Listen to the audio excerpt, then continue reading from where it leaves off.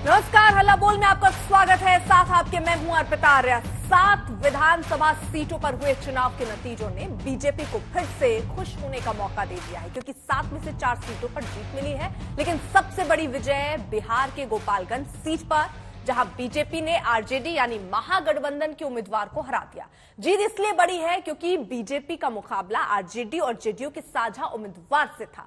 BJP से नीतीश के खिलाफ वोट बता रही है। हालांकि बड़ा पेच ये है कि इस जीत में ओवैसी का बड़ा हाथ है, क्योंकि एआईएमआईएम के प्रत्याशी के खाते में 12,000 से भी ज्यादा वोट पड़े और बीजेपी की जीत का अंतर 2,000 वोट से भी कम था।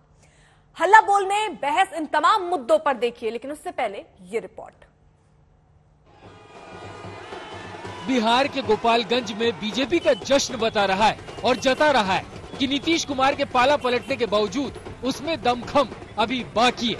गोपालगंज विधानसभा सीट पर बीजेपी की कुसुम देवी ने आरजेडी या महागठबंधन के उम्मीदवार मोहन प्रसाद गुप्ता को हराकर 2 पहलू को साबित किया है। पहला ये कि मोदी के नाम का जादू अभी भी कायम है। दूसरा ये कि बिहार में नीतीश का आरजेडी के साथ मिलकर सरकार बनाना कम से कम गोपालगंज के वोटरों को रास नहीं आया। महागठबंधन को मुंह चिढ़ाती इस जीत के बाद बीजेपी बम बम है। मोकामा और गोपालगंज के मतदाताओं ने लालू नीतीश के 7 दलों के महागठबंधन को पूरी तरह से नकार दिया। मोकामा की जीत लालू नीतीश की जीत नहीं, बल्कि अनंत सिंह की जीत है, छोटे सरकार की जीत है। पिछले 7 चुनाव में अनंत सिंह और उनका परिवार 6 बार चुनाव जीत चुका है। पार्टी चाहे आरजेडी हो, जनता दल हो या निर्दलीय हो, हर बार जीत अनंत सिंह की होती रही है, न कि किसी पार्टी की। गोपालगंज में न केवल हम अपनी सीट बचाने में कामयाब रहे, बल्कि मोकामा में भी पहली बार भारतीय जनता पार्टी 27 सालों बाद चुनाव लड़ी और आज तक के इतिहास में विरोधियों को जो सबसे ज्यादा मत मिला है उसमें हमें मोकामा में मिला है। यह चुनाव भारतीय जनता पार्टी बनाम 8 दल थे और उसके बावजूद हम यह नतीजा दे पाए, इसके लिए बिहार की जनता को धन्यवाद।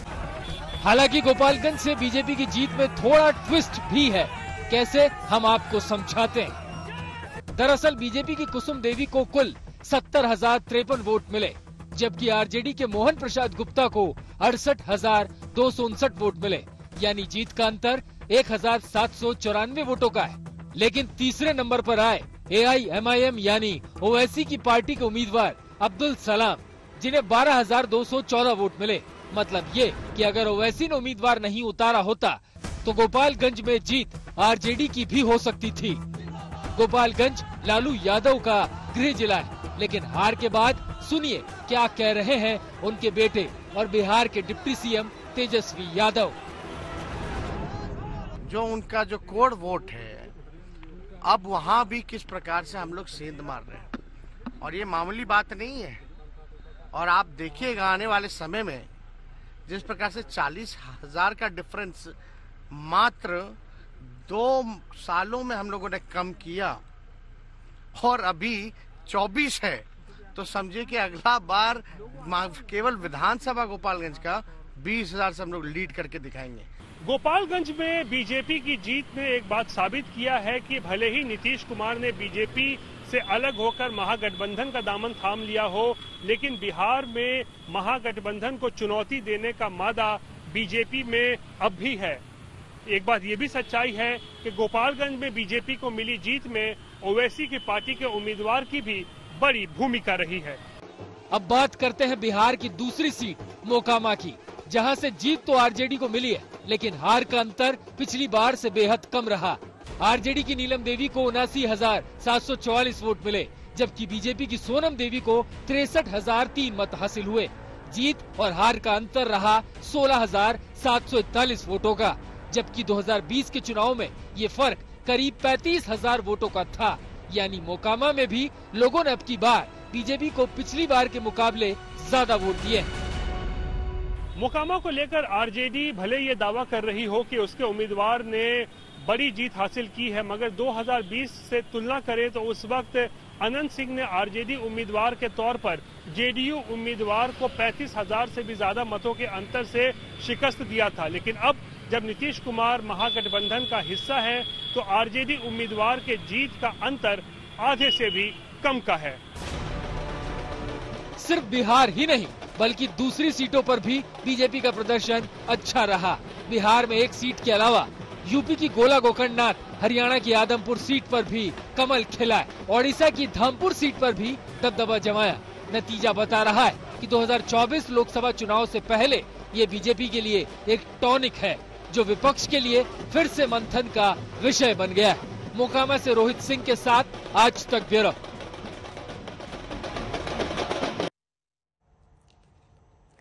तो चर्चा में खास मेहमान हमारे साथ जुड़ चुके हैं, तारुफ आपका करा देते हैं। सुशील कुमार मोदी, पूर्व उप मुख्यमंत्री बिहार, वो हमारे साथ जुड़ चुके हैं इस वक्त बीजेपी की तरफ से पक्ष रखने के लिए। डॉक्टर सैयद जफर इस्लाम, प्रवक्ता बीजेपी के हैं, वो भी हमारे साथ इस वक्त मौजूद हैं। अभिषेक झा, प्रवक्ता जेडीयू के हैं। आदिल हसन, प्रवक्ता AIMIM के हैं। अजय आलोक, राजनीतिक विश्लेषक के तौर पर इस वक्त हमारे साथ मौजूद है। और अख्तरुल इस्लाम शाहीन, जो कि प्रवक्ता है आरजेडी के, वो हमारे साथ इस वक्त जुड़ चुके हैं।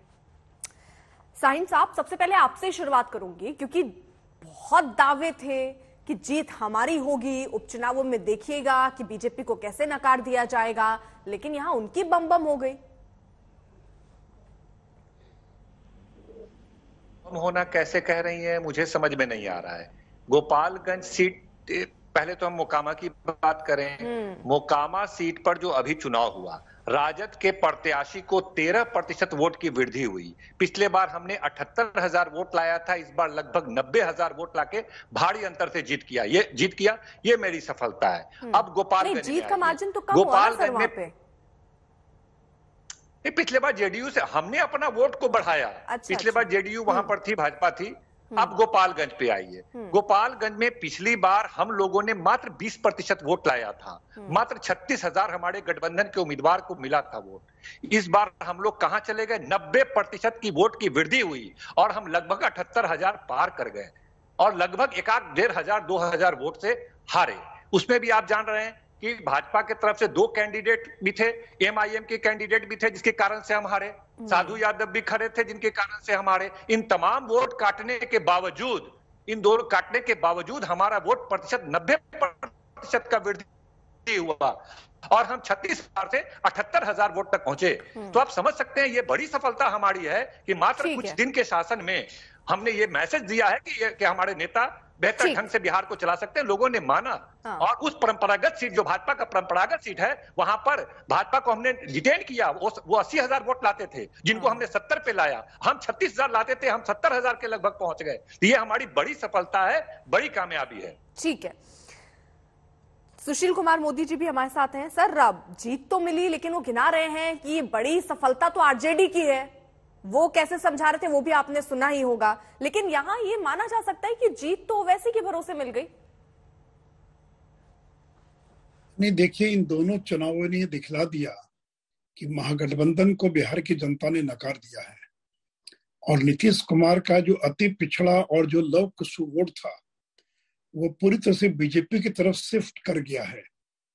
तो नीतीश और लालू ने जो 7 दलों का गठबंधन बनाया था, तो उसमें नीतीश कुमार अपने वोट बैंक को ट्रांसफर करने में और असफल हो गए। और देखिए, मोकामा में तो जो जीत है वो तो छोटे सरकार की जीत है, अनंत सिंह की जीत है। 6 बार अभी तक वो जीत चुके चुनाव, वो या उनके बड़े भाई जीते चुनाव। आरजेडी से जीते, जदयू से जीते, निर्दलीय जीते। यहाँ तक कि पिछला विधानसभा का चुनाव में अनंत सिंह ने जदयू के उम्मीदवार को, यानी नीतीश कुमार के उम्मीदवार को 35,000 वोटों से हराया था। तो इस बार तो नीतीश कुमार का वोट अगर ट्रांसफर हो गया होता तो अनंत सिंह को 1 लाख वोट आना चाहिए था। तो इस बार तो वो बीजेपी को केवल 16,000 वोटों की बढ़त उनको मिल पाई, जबकि पिछले चुनाव में 35,000 वोटों की बढ़त थी। और गोपालगंज के अंदर उन्होंने वैसे उम्मीदवार खड़ा किया था बीजेपी के वोट में सेंधमारी करने के लिए, लेकिन उसमें भी वो असफल हो गए। और तेजस्वी, ललन सिंह, उपेंद्र कुशवाहा हेलीकॉप्टर लेकर दोनों क्षेत्रों में घूम रहे थे। लेकिन मैं धन्यवाद देना चाहूंगा अति पिछड़ा और लवकुश मतदाताओं को, जिन्होंने ये निर्णय ले लिया कि वो महागठबंधन के साथ नहीं जाएंगे, बल्कि भारतीय जनता पार्टी की मदद करेंगे। और ये जीत में इन इन वोटों का बहुत बड़ा योगदान है। ठीक है सुशील कुमार जी, रहिए, जो आपने बातें कही उस पर भी हम आगे जवाब लेंगे, लेकिन इन सब के बीच सबसे बड़ा खेल किसी ने बनाया या बिगाड़ा है तो वो वैसे दिख रहे हैं और उनसे ही खास बातचीत की है आज तक ने। सुनवाते हैं आपको। 7 उपचुनाव के नतीजे आए हैं, लेकिन उसमें जो दिलचस्प नतीजा है वो गोपालगंज का है, जहां पे AIMIM के जो कैंडिडेट है उनको 12,000 वोट मिले, जिसकी वजह से जो बीजेपी के उम्मीदवार है वो 2,000 वोटों से जीत गए। इसी पर बातचीत करने के लिए हमारे साथ मौजूद है AIMIM के ओवैसी जी। सर ये बताइए, बीजेपी की बी टीम कही जाती है और आज तो सच में जो गोपालगंज पे हुआ है वो तो दिख रहा है। नहीं, 7 बाई इलेक्शन हुए, राइट? 6 कैसे जीती बीजेपी? सिर्फ 2 पे जीती? नहीं, जो पूरे हरियाणा में बीजेपी जीती, हरियाणा में बीजेपी जीती। और कहाँ जीती बीजेपी? यूपी में जीत गई बीजेपी। तो समाजवादी को क्यों नहीं कहेंगे आप? हरियाणा में कांग्रेस को क्यों नहीं कहेंगे? हरियाणा में आप भी लड़ी, उनको क्यों नहीं कहेंगे? तो ये जो मिजाज बन गया है ना कि ओवैसी का नाम आते कि मुसलमान, और कांग्रेस का नाम आते कि सब खामोश हो जाते हैं, आपका नाम आते सब गूंगे हो जाते हैं, तो ये गलत है। अच्छा, जहां से गोपालगंज में जहां हम बीजेपी जीती बोल रहे, वहां पर तो लालू के साले लड़े, साधु यादव, जो पहले वहां के विधायक भी थे, एक सांसद भी थे। VIP मल्ला पार्टी भी लड़ी वहां पर। इस पर कोई बात नहीं करेगा, ना मीडिया करेगा, ना हमारे जो अपोज कर रहे हैं, बस उनको एक ही मिल गया है। भाई हम ये बोल रहे हैं कि भाई लोकतंत्र है, कोई भी लड़ेगा, कोई भी जीतेगा, कोई भी हारेगा। गुजरात से बीजेपी कांग्रेस के कितने 15-16 MLA भाग गए, उसके ऊपर कोई बात नहीं करे, कैसे भाग गए? आपने कांग्रेस ने शिवसेना से अलायंस किया, महाराष्ट्र में सर्टिफिकेट दे दिया सेकुलर होने का। ये हम बता रहे हैं भाई, आप लड़ती है हरियाणा में और बीजेपी जीत जाती है तो कोई उन पर नहीं कहेगा। तो ये इससे एक बात मालूम होती है कि अल्पसंख्यक समाज को डरा के रखो और उनसे कह दो कि तुम पॉलिटिकल लीडरशिप की बात ही नहीं करना, हमारे गुलाम बन करो, हमारे कैदी बन करो, तो ये तो गलत है। भाई सब इलेक्शन लड़ सकते, हम भी लड़ेंगे।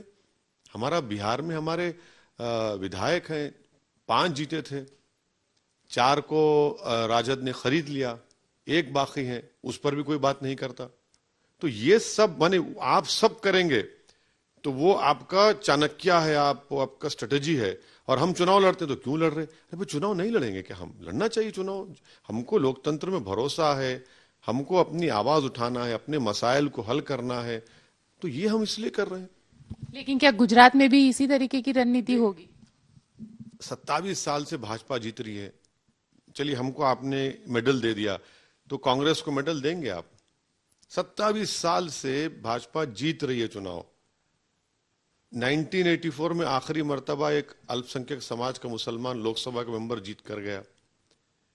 कौन जिम्मेदार है इसका फिर? तो हमको इल्जाम लगाना आप इनके तमाम के लिए आसान बात है, मगर हमारे इन सवाल का जवाब कौन देगा?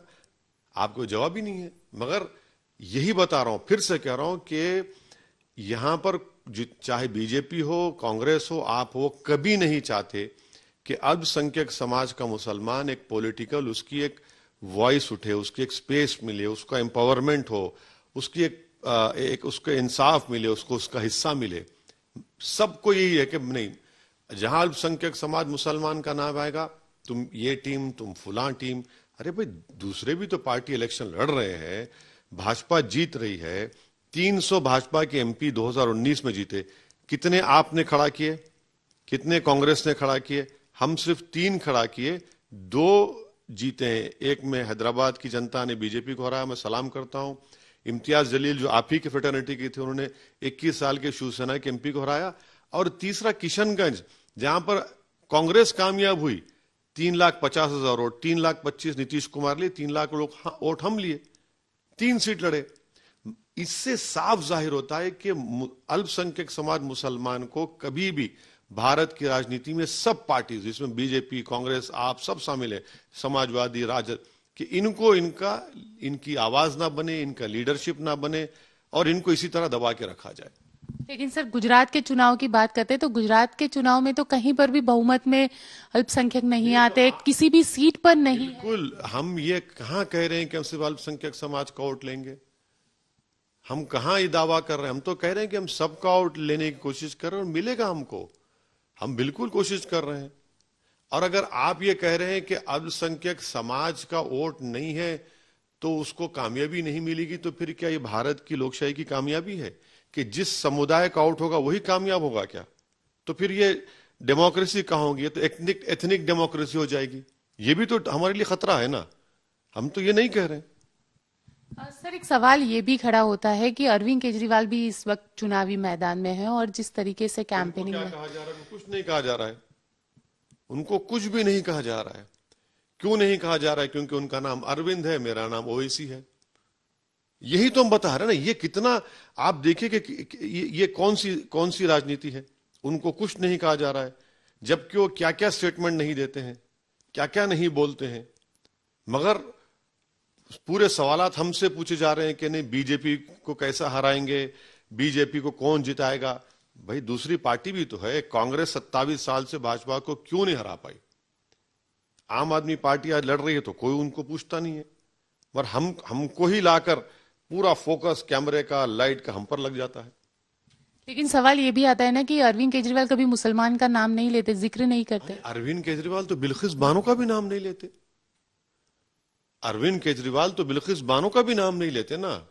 अरविंद केजरीवाल तो कभी दिल्ली के दंगों में पीड़ित परिवार, चाहे वो हिंदू हो मुसलमान हो, उनका भी नाम नहीं लेते। अरविंद केजरीवाल तो वो जो बीच चौराहे पर लाकर जिन बच्चों को पुलिस ने पीटा, उनका भी नाम नहीं लेते। जिन घरों को डिमोलिश कर दिया गया इलीगल, उनका भी नाम नहीं लेते। तो मुकाबला ये है कि नरेंद्र मोदी से बड़ा हिंदुत्व की आइडियोलॉजी पे कौन चलेगा।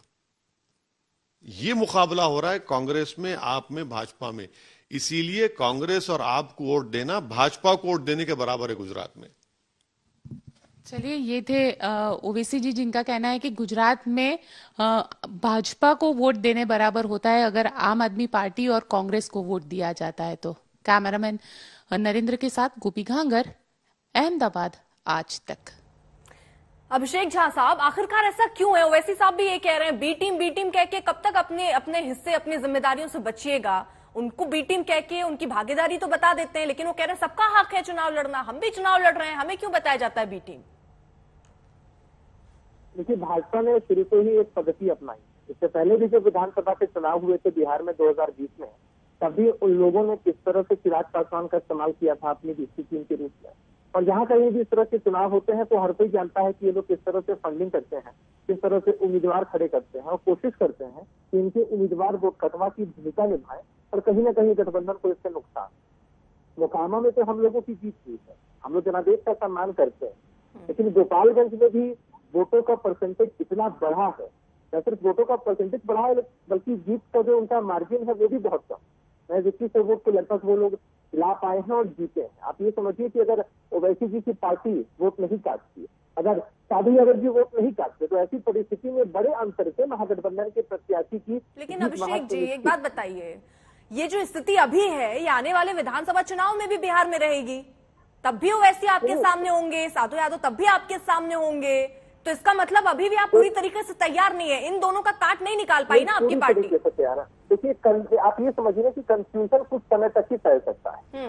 निश्चित रूप से इस बार वो लोग कामयाब हो गए, वो कटवा की भूमिका निभाई, लेकिन जब व्यापक चुनाव होगा, चाहे वो लोकसभा का चुनाव हो या फिर विधानसभा का चुनाव, उसमें हमारा गठबंधन इस बात को कन्विंस करने में बिहार की जनता को सफल होगा कि भाजपा की बी टीम का समर्थन नहीं करना है, भाजपा की बी टीम को वोट देकर बर्बाद नहीं करना है, क्योंकि कहीं ना कहीं जीतेंगे तो महागठबंधन के ही प्रत्याशी। तो जीत का अंतर कैसे बढ़ सके या फिर जीत सुनिश्चित कैसे हो सके, यह काम बिहार के मतदाता मालिकों का है। और इस बात को महागठबंधन के सभी वरिष्ठ नेता, हम लोग बिहार में कैंपेन करके इस बात को साबित करेंगे। ये जो घटना घटी है वो उदाहरण स्वरूप है, जिस तरह यानी इससे आप सबक लेंगे अगले आने वाले चुनाव में। ठीक है, लेकिन जफर इस्लाम साहब, निश्चित रूप से ठीक है, आदिल हसन आ रही हूँ आपके पास, आ रही हूँ, जफर इस्लाम से जरा इस पर रिएक्शन ले लेती हूँ।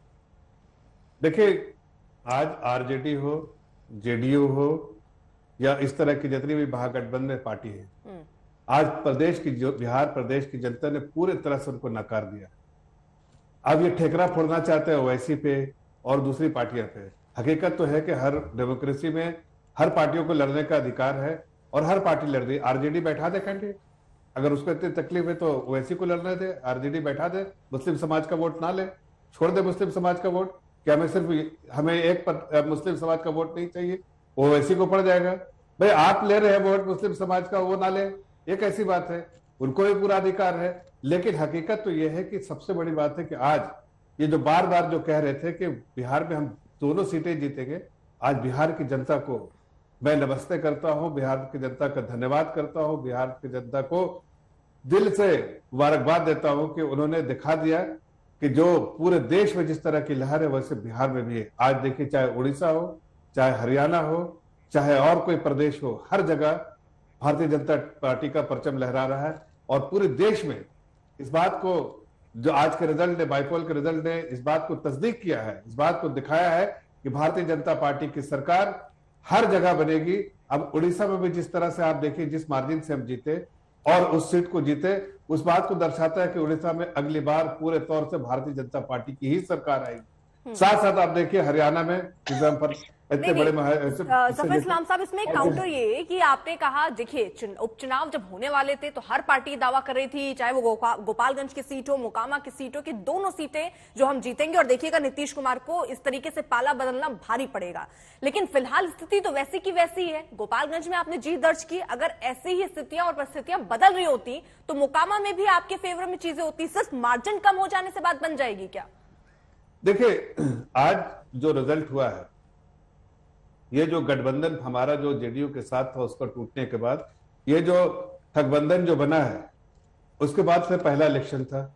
लेकिन उस ठगबंधन को जो वहां की जनता ने बिल्कुल नकार दिया है।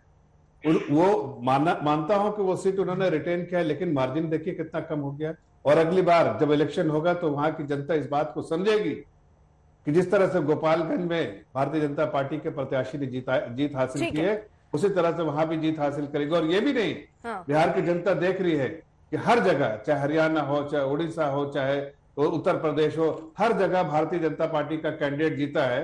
और बिहार की जनता जानती है कि उसकी भलाई जो है, उसका जो आगे विकास जो बिहार का, सिर्फ भारतीय जनता पार्टी। ठीक है, आदिल हसन भी कुछ कहना चाह रहे थे। आदिल हसन, जल्दी से आप अपनी बात कंप्लीट कीजिए। एक तरफ जरा मेरा ये सवाल भी ले लीजिएगा, क्योंकि ओवैसी साहब को जब सुन रहे थे, उन्होंने ये जरूर कह दिया कि हम क्यों, आप ये मानते हैं कि हम मुस्लिमों की पार्टी हैं, हम क्यों ऐसा कहते हैं कि हम अल्पसंख्यकों को साध रहे हैं। लेकिन बार बार वो मुसलमानों का जिक्र भी अपनी बातों में कर रहे हैं। बार बार वो ये कह रहे हैं कि मुसलमान को सिर्फ एक वोट बैंक के तौर पर इस्तेमाल होते हैं। तो आप हर वर्ग की बात क्यों नहीं करते? और जब यही आरोप लगने लगते हैं तो कहते हैं हम एक वर्ग के प्रतिनिधित्व करने वाले शख्स नहीं है। आप देख लीजिएगा, आरजेडी जो टॉप लीडरशिप है, उनको तस्लीमुद्दीन साहब की जरूरत नहीं है, उनको मरहूम शहाबुद्दीन साहब की जरूरत नहीं है, उनको अनवारुल हक साहब की जरूरत नहीं है, उनको दिलावर की जरूरत है, उनको सुभान की जरूरत है, उनको असगर की जरूरत है, जो इनके घर पे मसाज करते हैं। मुस्लिम बतलाइए, सीमांचल से 7 सुरजापुरी एमएलए जीत के आया, एक भी सीमांचल से सुरजापुरी एमएलए मिनिस्टर नहीं है। 18% मुस्लिम आबादी है बिहार में। बतला दे आरजेडी के मेरे भाई बैठे हुए हैं कि कितना मुसलमान, सिर्फ 5 मिनिस्टर है। 18% में सिर्फ 5 मिनिस्टर हैं। 12% जिनकी आबादी है उसके 13 मिनिस्टर हैं। और माइनॉरिटी मिनिस्टर का क्या हाल है? बतला दे आरजेडी की लीडरशिप। और जो बीजेपी की बी टीम बोलते हैं, आपके चैनल के माध्यम से बिहार के तमाम हमारे जो अल्पसंख्यक समाज, मुस्लिम समाज के एमएलए भाई आते हैं उनके लिए, और जो भी सो कॉल सेकुलर पार्टी से एमएलए जीत कर आ रहे हैं उनके लिए भी एक बात बोलना चाहते हैं। आप सिद्ध कर दीजिए कि हम बीजेपी के बी टीम है, और एक भी ट्रांजैक्शन ऐसा कुछ सिद्ध कर दीजिए, तब आइए। नहीं तो 2025 में जो जनता के अदालत में जब हम जाएंगे, लेकिन मेरे सवाल पर आप वैसा ही दिख रहा है जो बात ओवैसी साहब कर रहे हैं। आप अल्पसंख्यक केवल मुसलमान है क्या? आप, और अगर है तो सिर्फ आप मुसलमान की पार्टी है, ये भी इसको बोल लीजिए। इसमें फिर बुरा क्यों लगता है सर, जब ये सीधे तौर पर पूछ लीजिए कि मुसलमानों को साधते हैं आप? अरे भाई, तो अर्पिता जी सुनिए, अर्पिता जी सुनिए, अभी भी आपने सारे मिनिस्टर गिना दिए जी मध्य प्रदेश से जीत कर आती है। क्यों नहीं मुसलमानों की बात करेंगे? सन ऑफ मल्ला को जगह मिल रहा है, सन ऑफ मांझी को जगह मिल रहा है, सन ऑफ कुशवाहा को जगह मिल रहा है, लेकिन सन ऑफ सीमांचल को क्यों नहीं मिल रहा है? मुसलमानों की आप बात कर रहे हैं। अरे भाई, मुसलमानों की पार्टी मिलेगी।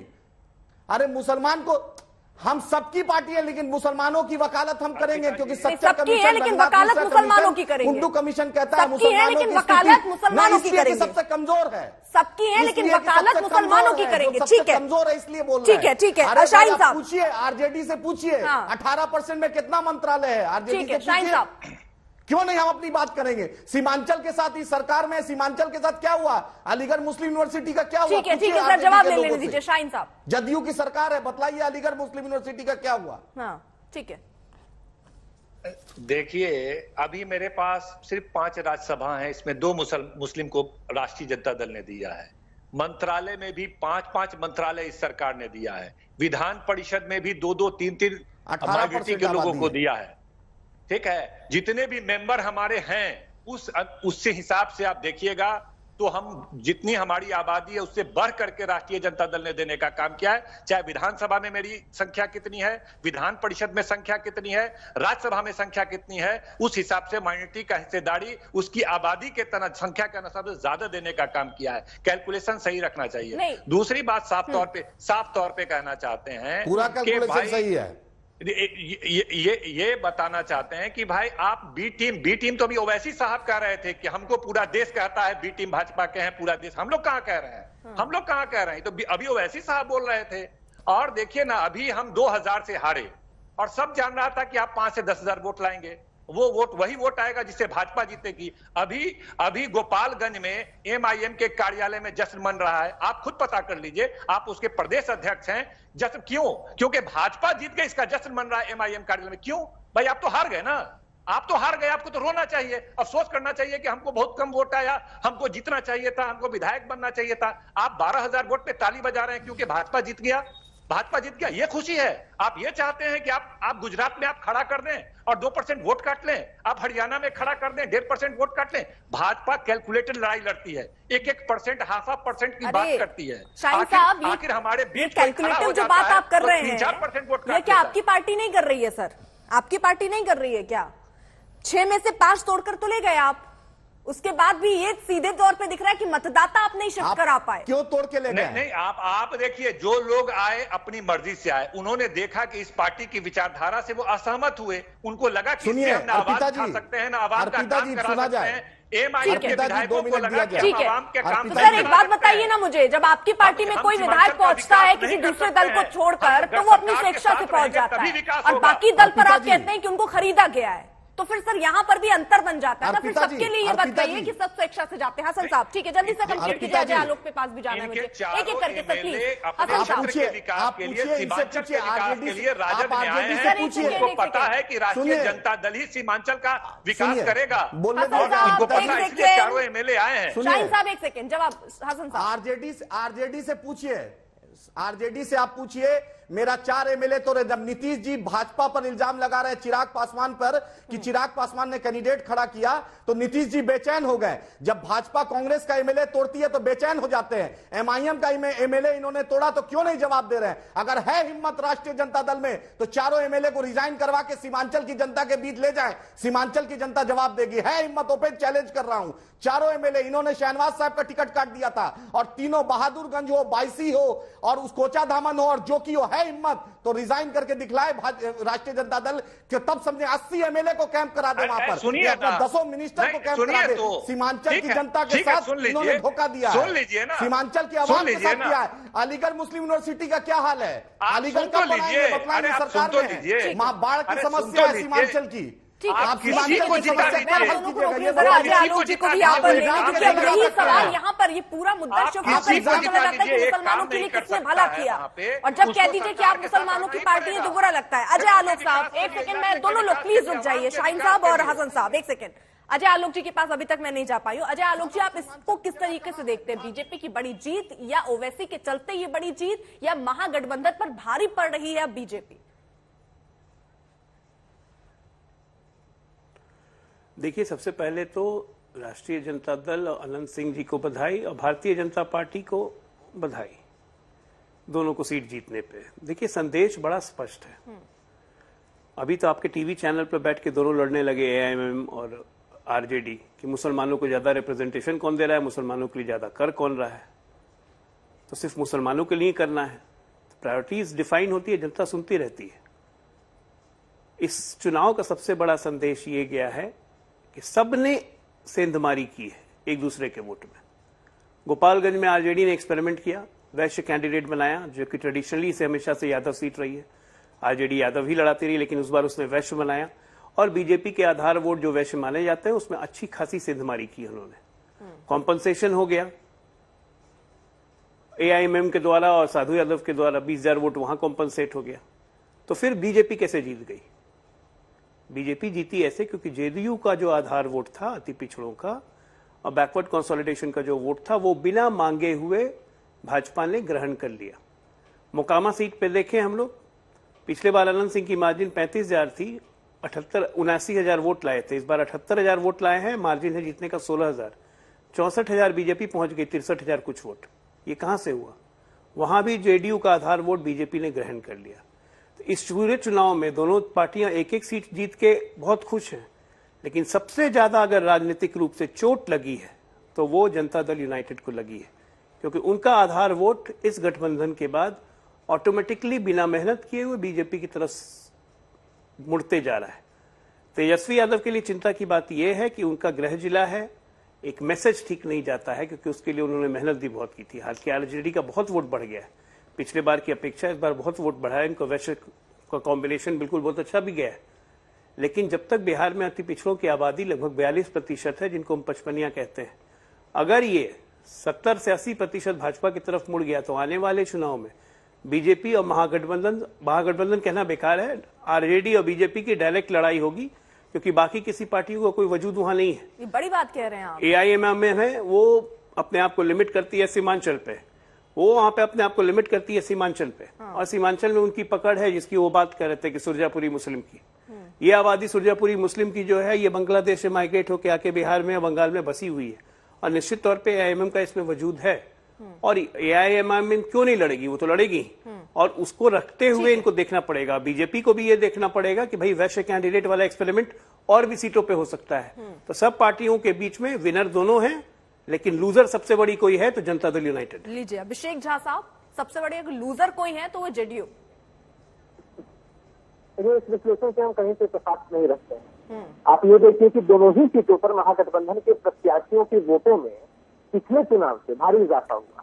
आखिर ये इजाफा कहां से हुआ? जाहिर सी बात है कि जनता दल यूनाइटेड भी महागठबंधन में शामिल हो गई। महागठबंधन का कुंडा बड़ा बता तो दिया आपको, कैलकुलेशन सुने नहीं क्या आप? सब आरजेडी ने बहुत अच्छे तरीके से बैटिंग की है, लेकिन आपके नेता तो सर रिटायर्ड हर्ड है, वो चुनाव में पहुंचे भी नहीं प्रचार करने। मैं वही कह रहा हूं, नहीं उतर रहे आपके खिलाड़ी। नीतीश कुमार जी शारीरिक कारणों से आप तक जानते हैं वो चोटिल हो गए थे जब वो छठ घाटों का निरीक्षण कर रहे थे। नीतीश कुमार जी ने वीडियो के माध्यम से बिहार की जनता से अपील की, चोटिल थे, आपकी भी सेहत खराब हो जाएगी, आप ही साथ काम नहीं कर पाएंगे। नीतीश कुमार जी नहीं जाता है, अगर वो जाते तो निश्चित रूप से प्रभाव और पड़ता। तो समझने की चीज ये है कि जेडीयू शामिल हुई है महागठबंधन में, इसलिए वोट परसेंटेज इतना बढ़ा। इस विश्लेषण में कहीं से कोई दम नहीं है। अगर नीतीश कुमार जी की पॉपुलैरिटी नहीं होती तो वो जिस भी गठबंधन एक सेकेंड, ये मतलब आपने कहा ये जनाधार बढ़ा है जेडीयू की वजह से। जरा एक बार फिर से अजय आलोक जी को सुनिएगा। सर इनको बताइए जरा, कैसे ये जनाधार बढ़ा घटा, ये कैसे पूरा क्रेडिट खुद ले जा रहे हैं कि हम प्लस हुए इसलिए सब चीजें प्लस हो रही हैं? वोट शेयर बढ़ा है। ठीक, तरुल जी हैं बैठे हुए। आज जब काउंटिंग हो रही थी तो आरजेडी के जो मुख्य पोलिंग एजेंट हैं उनके कैंडिडेट के, उन्होंने साफ साफ कहा कि जनता दल यू और नीतीश कुमार के रहने नहीं रहने से हमें कोई फर्क नहीं पड़ा, उल्टा नुकसान हुआ है। ऑन कैमरा आज तक पे भी कहा, बाकी चैनलों पे भी कहा, ये मैं नहीं कह रहा हूं। दूसरी बात कि पिछले बार आरजेडी के candidate versus NDA candidate Mokama में चुनाव हुआ था, 79,000 वोट्स आए थे अनंत सिंह को अकेले, आरजेडी महागठबंधन की तरफ से। इस बार अनंत सिंह की पत्नी को 78,000 कुछ वोट आए, वोट कम हो गया। हमारे जेडीयू का कैंडिडेट पिछले बार 2020 में लड़ा था, उसको कुल वोट आए थे लगभग 45,000, वो 35,000 वोट से हारे थे चुनाव। और इस बार भारतीय जनता पार्टी वहां पे 27 साल बाद चुनाव लड़ रही है, 1995 के बाद। 1995 में भारतीय जनता पार्टी को 5,200 वोट आए थे, और इस बार भारतीय जनता पार्टी के प्रत्याशी को, जो कि अकेले लड़ रहे थे, उनको 63,000 वोट आए, 16,000 का मार्जिन। ये 63,000 वोट आ ही नहीं सकता है जब तक कि अति पिछड़ों का एक बहुत बड़ा तबका भारतीय जनता पार्टी के साथ न जाए। उसी तरह गोपालगंज में बीजेपी कैंडिडेट किसी जन्म में नहीं जीत सकता था। वैश्य कैंडिडेट के रहते हुए आरजेडी की तरफ से अगर अति पिछड़ों का पूरा समर्थन भारतीय जनता पार्टी को नहीं होता। अगर इतनी राजनीतिक समझ सब में है, मेरे में भी है, सुशील मोदी जी भी यही बात कह रहे थे। जेडीयू ये बात समझ रही है। खतरे की घंटी ये है कि जेडीयू का जो कोर वोट बैंक, जिसको नीतीश कुमार अति पिछड़ा कहते थे, पचपनिया कहते थे, वो ग्रेजुअली बिना मेहनत के बीजेपी ग्रहण कर रही है। और इसे आप रोक भी नहीं पाएंगे, क्योंकि जिस गठबंधन में है उस गठबंधन से अति पिछड़ा स्वाभाविक रूप से भागता है। ये सच्चाई है कि वो उस गठबंधन के साथ, और इसीलिए ये गठबंधन 2017 में टूटा भी था, क्योंकि उस वक्त में जेडीयू में था, क्योंकि हमारे आधार वोट को आरजेडी के आधार वोट में मिक्स होना बहुत मुश्किल था। इसलिए गठबंधन 17 में टूटा था। और आज ये गठबंधन जनता के तौर पे खत्म हो चुका है। नेता लोग गठबंधन बनाते रहे। लीजिए शाहीन साहब, लेकिन ये बात तो है, जिस तरीके से जेडीयू को साथ लाए, आपको लग रहा था कुछ बहुत अच्छा होगा, उतना अच्छा तो हो ही नहीं रहा है। सारी स्ट्रेटेजी आपकी, वो चुनाव में नहीं उतर रहे हैं, अंदर खाने सब ठीक है ना? देखिए, हमने साफ बात बताया, गोपालगंज में हमको 13% वोट की वृद्धि हुई। ये तो अब अध्ययन का विषय है कि जदयू के कारण कितना वृद्धि हुआ। और ये मोकामा में 13% की वृद्धि हुई और गोपालगंज में 90% की वृद्धि हुई हमारे वोट में। दोनों जगह का, दो ही जगह चुनाव हुआ है। 36 से हम 68 चले गए और 78 से हम लगभग 90 नहीं, इसके पीछे क्या है? इसके पीछे आरजेडी की स्ट्रैटेजी है, ये जेडीयू का साथ है सर? अर्पिता जी जेडीयू को पूरी तरह से नकारा तो नहीं जा सकता है। अब कितना मतलब आपकी स्ट्रैटेजी कमजोर थी, जेडीयू के आने से चीजें बेहतर हो गई। नहीं जा सके थे, हो सकता है उसका इम्पैक्ट पड़ा हो। माननीय मुख्यमंत्री जी नहीं जा सके, उनकी सभा नहीं, आपकी स्ट्रैटेजी यानी आरजेडी की उतनी अच्छी नहीं थी, जेडीयू के साथ से चीजें अच्छी हो गई ना सर? नहीं, बिल्कुल नहीं।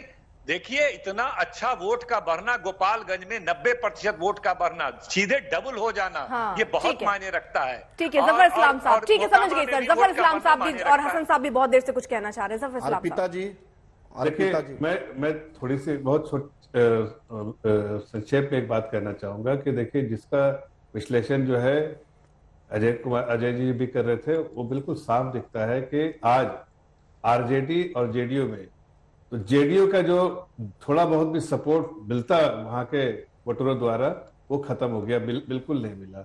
और ये ऐसा नहीं, यहीं पर रुक नहीं जाएगा। आगे आने वाले दिनों में वहां की जनता तो बार बार नीतीश कुमार को मजा चखाएगी ही, लेकिन ये जो आरजेडी पार्टी है वो भी कहीं ना कहीं इसका हिसाब किताब मुख्यमंत्री जी से जरूर लेगी। इसलिए कि मुख्यमंत्री जी ने जो आप पिछड़ा वर्ग को बार बार अपने तरफ खींचने की बात की थी, अब पिछड़ा वर्ग उनका दामन छोड़ चुका है, भारतीय जनता पार्टी में बिल्कुल सिमट गया है। और आने वाले दिनों में आपको लगेगा, जो थोड़े से मार्जिन से हम रह गए मुकामा में, आगे वाले दिनों में दिखेगा कि अति पिछड़ा जो है वो पूरे तौर से बीजेपी में समा जाएगा और वहां की जनता हर तरह से। लेकिन जफर इस्लाम साहब, अब आपकी पिच पर तो यहाँ आरजेडी भी खेलती नजर आ रही है, तो किसके ज्यादा रन बन जाएंगे, कैसे कह सकते हैं? देखिए, मुझे तो ऐसा लगने लगा है कि जेडीयू और आरजेडी आगे जाने, जेडीयू को आरजेडी ही छोड़ देगी। लेकिन जेडीयू तो लाइबिलिटी है, उनका दामन थाम के कहीं आगे बढ़ना चाहती है, उसकी ताकत तो जीरो हो गई है वहां की जनता द्वारा। अब आगे आने वाले दिनों में ये देखना है कि क्या जेडीयू अकेले लड़ेगी या जेडीयू जो है आरजेडी और जेडीयू का जो गठबंधन। आप बीजेपी अपनी लड़ाई सीधे तौर पर आरजेडी से देखती है, जेडीयू से कोई लड़ाई नहीं है और गठबंधन का कोई खास जेडीयू की ताकत ही नहीं बची कुछ। ठीक है, लड़ाई तो उससे होती है जिसकी ताकत होती है। ठीक है अभिषेक झा साहब, अब ये चर्चा में ये दूसरे मेहमान है जो ये बात कह रहे हैं कि जेडीयू में ताकत ही नहीं बची और हो सकता है कि जेडीयू आरजेडी ही अलग हो जाए, आरजेडी जेडीयू का बोझ ना झेल पाए और छोड़ दे। दोनों मेहमान एक ही पेड़ पर है, इसलिए एक ही तरह की भाषा बोलेंगे, यह बहुत स्वाभाविक सी बात। नहीं, एक तो राजनीतिक विश्लेषक थे सर, उनको मत आप जोड़िए। बीजेपी के प्रवक्ता को आप जोड़ सकते हैं, लेकिन राजनीतिक विश्लेषक को मत जोड़िए। ठीक है, नहीं, आपको करेक्ट करना भी सर, यहाँ करेक्ट करने के लिए बैठे ना, गलत बात नहीं बोलेंगे ना आप जी। आपके हिसाब से तो विश्लेषण सही या गलत हो सकता है, मेरे हिसाब से अलग हो सकता है, मुझे बोलने का पूरा मौका दीजिए। मेरी बात सुन लीजिए, अगर जेडीयू में कोई ताकत नहीं होती तो भारतीय जनता पार्टी इतने वर्षों तक जेडीयू के पीछे हमारे नेता के चेहरे के पीछे बिहार में ग्रो नहीं कर रही होती। अरे हमारी वजह से ही आप जीत रहे थे, मोदी जी की वजह से आपने जीता था। अब मोदी जी का सपोर्ट खत्म तो आपको जनता का सपोर्ट खत्म। जनता का सपोर्ट आपको मोदी जी की वजह से मिल रहा था।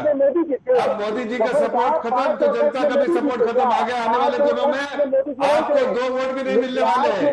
अभी जितनी सीटें आप जितनी सीटें देखिए, आरजेडी का वोट ट्रांसफर नहीं हो सकता जेडीयू में, और जेडीयू का वोट आरजेडी में ट्रांसफर नहीं हो सकता। ये आप जान के रखिए। आपका वजूद खत्म होने वाला है। पार्टी समझने वाली है।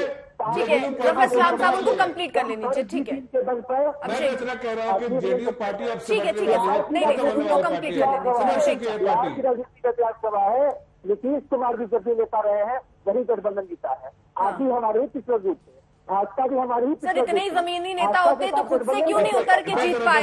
10 सेकंड देखिए, नहीं हर समय आपको एक साथ की जरूरत क्यों है हर समय? सर अरे अभिषेक झा साहब सुनिए तो, अभिषेक झा साहब अगर इतने ही जमीनी नेता है नीतीश कुमार साहब तो खुद से क्यों नहीं उतरते और खुद से जीत क्यों, बड़ी जीत लेकर आए? क्यों जरूरत है कभी बीजेपी की कभी आरजेडी की? कंधा क्यों चाहिए आपको? अर्पिता जी 10 सेकंड जरूरत है नीतीश कुमार जी की, बीजेपी को जरूरत है नीतीश कुमार जी की। अच्छा नीतीश कुमार को नहीं है? मुझे 10 सेकंड ठीक है अभिषेक झा, 1 सेकंड। जफर इस्लाम जल्दी से कंप्लीट कीजिए। हसन साहब भी कुछ कहना चाह रहे हैं। ठीक है, मैं सिर्फ इतना कहना चाह रहा हूँ कि जेडीयू अकेले लड़ने की इस पर शक्ति ही नहीं। पहली बात, ठीक, आज तक भारतीय जनता पार्टी के साथ रह के, और मैं कहना चाहता हूं कि आदरणीय प्रधानमंत्री जी के जो लोकप्रियता है बिहार में, उसके कारण जेडीयू के कैंडिडेट जीते थे। और हमने एक जो बोलते हैं एक अलायंस पार्टनर का पूरा धर्म जो निभाया था, उसके कारण जीते थे। अकेले में या आरजेडी के साथ ये बिल्कुल खत्म हो जाएंगे। आने वाले दिनों में देखिए, आरजेडी का कैंडिडेट होगा तो आरजेडी का जो वोट मिलता है मिलेगा, लेकिन जेडीयू जहां अपने कैंडिडेट को खड़ा करेगी वहां आरजेडी का भी ट्रांसफर नहीं होगा, वो खत्म हो जाएगी पार्टी। ये लीजिए शाहीन साहब। ठीक है शाहीन साहब, यही बड़ी चीज है कि साथ तो तब आते हैं जब एक दूसरे के वोट आकर जुड़े। ठीक है सर, जफर इस्लाम साहब 1 सेकंड, अभिषेक झा साहब 1 सेकंड, 1 सेकंड। ठीक है 1 सेकंड सर, शाहीन साहब ये सवाल आपसे, क्योंकि यही देखिए बार बार यह बातें कही जा रही हैं कि गठबंधन तब जब दोनों को फायदा हो, किसी एक वोटर दूसरे वोटर से मिलकर गठबंधन को फायदा हो, लेकिन यहाँ पर तो आरजेडी की वजह से जेडीयू के जो मतदाता है वो छिटक कर बीजेपी के पास पहुंच रहे हैं। तो ये गठबंधन किस मायने में अच्छा हुआ सर? अर्पिता जी एक छोटा सा आंकड़ा देखिए, अभी 2 सीट पे चुनाव हुआ और 13% वोट हम लोगों ने भाजपा से ज्यादा लाया इस 2 लोग विधानसभा क्षेत्र में। अगर इसको पूरे बिहार में देखिए 1% के अंतर से सरकारें बनती है बिगड़ती है। 13% वोट ज्यादा राजद गठबंधन को आया है। यही स्थिति अगर लोकसभा में रही, जिसमें भाजपा बहुत ज्यादा खुश है, अगर यही स्थिति लोकसभा और विधानसभा में रही तो जमीन और आसमान का अंतर होगा। हमने 1,59,000 वोट लाया है इस दोनों चुनाव में, इन लोगों ने 1,43,000 वोट लाया है। ऐसी ही स्थिति अगर बेहतर स्थिति भाजपा की रही तो हम जमीन और आसमान। सर तो इसको इस तरीके से कहिए ना कि आपकी पार्टी यानी आरजेडी की स्ट्रैटेजी बहुत अच्छी और आप अच्छे तरीके से मैदान में उतरे, लेकिन जिसको आप साथ लेकर आए हैं, जिसके लिए आप चीजें और प्लस करना चाह रहे थे, वो तो और उनकी सीटें तो जा रही है ना सर, बीजेपी को चली गई, उनके मतदाता उधर शिफ्ट हो रहे हैं। नहीं जेडीयू ये पूछिए, गोपालगंज में 90% हम बढ़े, 13% हम मोकामा में बढ़े, तो हम ऐसे कैसे कर सकते हैं कि नीतीश कुमार जी का प्रभाव नहीं रहा इस चुनाव में? इसलिए लायबिलिटी है क्या जेडीयू आपके लिए? साफ दिखता है लायबिलिटी इनके लिए। थोड़े दिन में साथ छूटेगा नहीं, जनता दल यूनाइटेड साथ छूटेगा इनका दोनों का। एक लोकप्रिय अच्छे नेता विकास पुरुष के नाम से जाने जाने वाले नीतीश कुमार जी हैं और देश के लिए एक आइडियल लीडर के रूप में है। एक एक करके 10 सेकंड जफर इस्लाम साहब उनको कंप्लीट कर लेने दीजिए। 5 सेकंड में बोलूंगा। सिर्फ इतना कहना चाहता हूँ कि आज तक नीतीश कुमार स्ट्रेटेजी देखते हुए जिधर पलड़ा भारी दिखता था उधर वो चले जाते थे। अरे सर तो एक बात बताइए ना, तो आपका पलड़ा बीजेपी का पलड़ा भारी लगा तो नीतीश कुमार आ गए, तो बीजेपी को ऐसी क्या जरूरत आन पड़ी थी कि नीतीश कुमार को आपने साथ ले लिया? मेरी बात तो सुन लीजिए, पलटू राम जो है नहीं तो ये तो पहले से आपको भी पता था वो पलटू राम, अगर आप ये कह रहे हैं ये बड़ा आरोप लगा रहे हैं सर, ये इन शब्द, लेकिन 1 सेकंड सर, शब्दों का जरा सही नहीं सर, शब्दों का थोड़ा चयन सही तरीके से करिए। जफर इस्लाम साहब आपको पहले से पता था नीतीश कुमार कई बार दल बदल लेते हैं, आपने ही क्यों बैठाया अपने कंधे पर? नहीं, तेजस्वी यादव कहते थे पलटू राम भाई, पलटू चाचा, मैं थोड़ी कहता हूँ। नहीं, ठीक है सर, जो कहता हूँ आरजेडी के मुखिया शब्दों का इस्तेमाल मत कीजिए।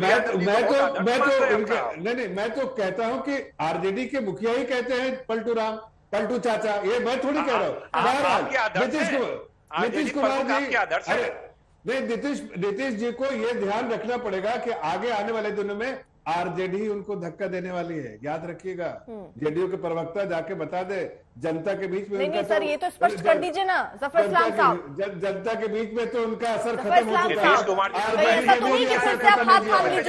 है। नीतीश कुमार जी ने तो खुद बोला है कि आगे भविष्य तेजस्वी जी का है, उनको आगे करना है। आगे दिख रहा है, अंधकार दिख रहा है ना। सर एक एक करके, आप दोनों की आवाज समझ नहीं आ रही है सर, एक एक करके प्लीज। जफर इस्लाम साहब, मेरा एक सवाल, उसके बाद आ रही हूं सर आपके पास भी शाहीन साहब, एक सेकंड। और हसन साहब भी बहुत देर से कुछ बोलना चाह रहे हैं, आ रही हूं हसन साहब, आपको भी मैं मौका दूंगी। जरा ये यहां पर मैं सवाल रख लूं।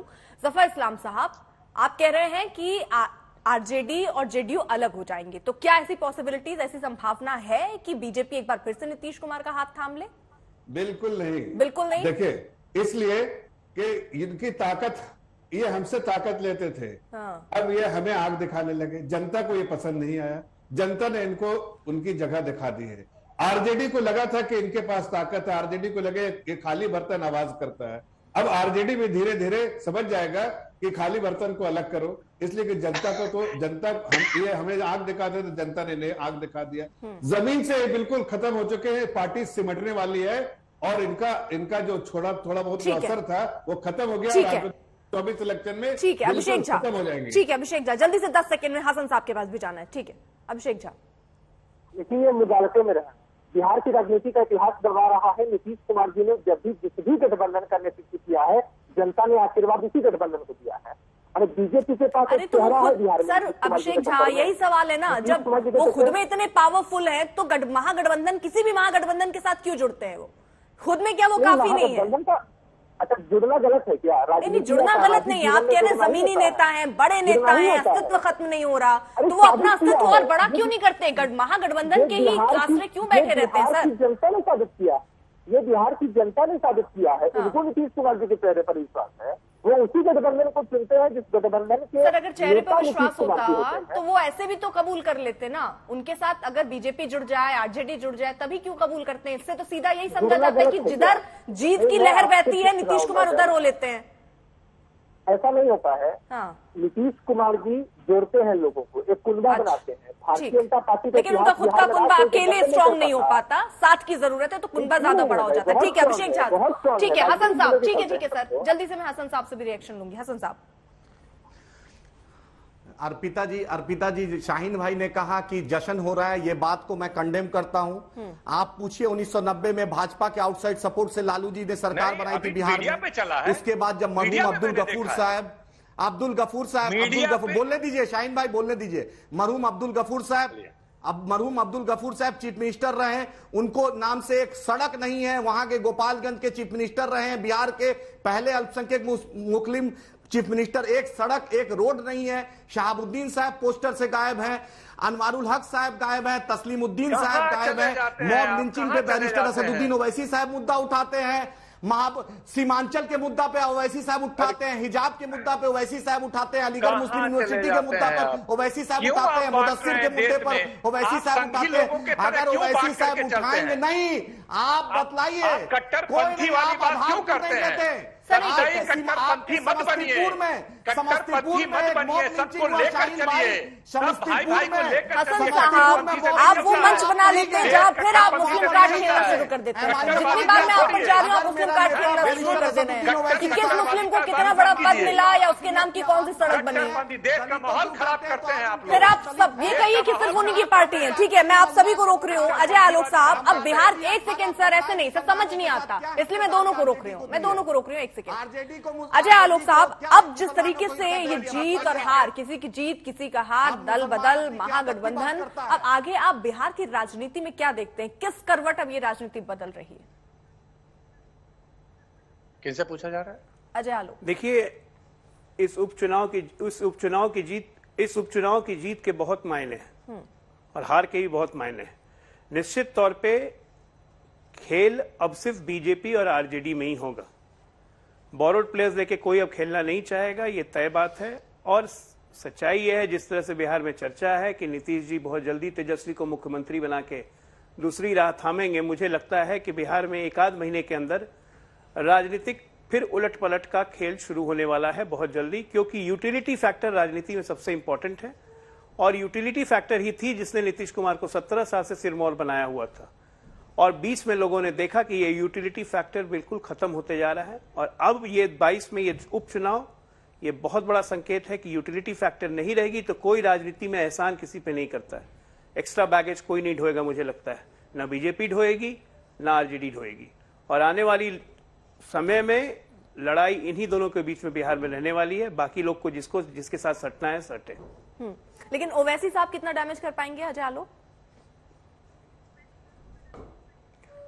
निश्चित तौर पर जिस तरह ओवैसी जी ने डैमेज किया मुस्लिम वोट को, तो आरजेडी ने उसका मास्टर स्ट्रोक चला वैश्य कैंडिडेट को टिकट देके। सबसे बड़ी बात है कि आरजेडी की तारीफ करनी पड़ेगी कि परंपरागत यादव सीट से भी वैश्य कैंडिडेट देके आरजेडी अपना वोट बैंक मुस्लिम का, यादव का इंटैक्ट रखी। उसमें डेंट किया ओवैसी साहब ने, साधु यादव ने डेंट किया। पिछले बार साधु यादव नंबर 2 पे थे, इस बार नंबर 4 पे चले गए। तो कहीं ना कहीं आरजेडी वोट बैंक भी इंटैक्ट करके रखी हुई है। चलिए, आप सभी का बहुत बहुत शुक्रिया हमारे साथ जुड़ने के लिए। तो अब फिलहाल जो राजनीतिक करवट बदल रही है, वो कई संकेत इस उपचुनाव से मिलने भी लग गए हैं। क्या वाकई ये लड़ाई बीजेपी और आरजेडी के बीच है? क्या जेडीयू का अस्तित्व खत्म होगा क्योंकि उसके मतदाता हो रहे हैं शिफ्ट?